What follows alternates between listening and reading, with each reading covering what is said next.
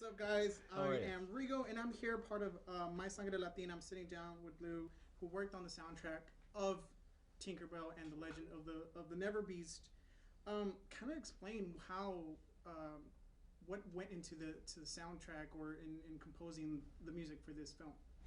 Well, this was the first film I've ever worked on, so it was an amazing experience. But going in, although I'm a huge fan of film scores, I didn't really have any preconceived notions about what it should be, how it should be recorded, or any of those kinds of things. So I basically, after lengthy discussions with the director and the other staff on the film, like Brett, and seeing the early versions of the film, the animatic and stuff like that, I just kind of did my thing, and um, thankfully most of it was received fairly well. Do you feel that that gave you an advantage since you weren't really sure? Like it was almost like an empty canvas that you just kind of went in. Yeah, I do think so. I mean, Brett could probably speak more on that than me. I mean, I don't have the perspective Mm-hmm. because for me this is still my one and only experience in a film. But Yeah, and we'd established a sound for, Tinkerbell and Pixie Hollow and everything. And Steve absolutely insisted that we come up with a different sound. And so he was a big fan of blues because Steve is a huge music fan. And he brought Blue in, and Blue did an amazing job of, and we also wanted his perspective of someone that doesn't necessarily come from a standard film scoring, film scoring side of the business. So it worked to our benefit, the fact that he hadn't worked on a film before.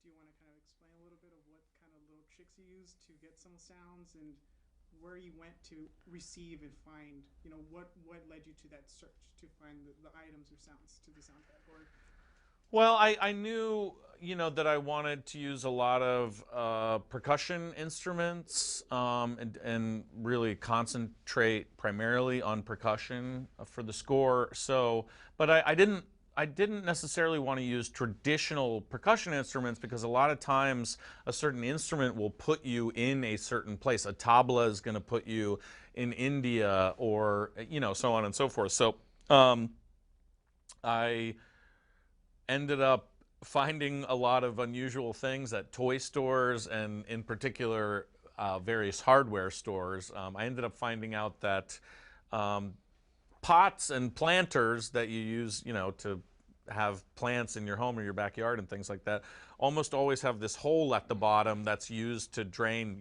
the excess liquid out. And it's perfect for placing on cymbal stands to play the pots.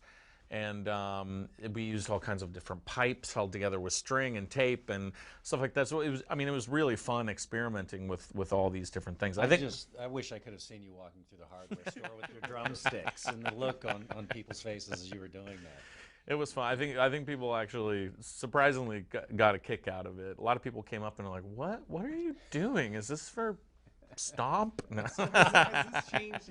Has this changed the way you perceive musical instruments? Like, do you now have or do you guys have a bigger view on where music comes from? Yeah, I mean,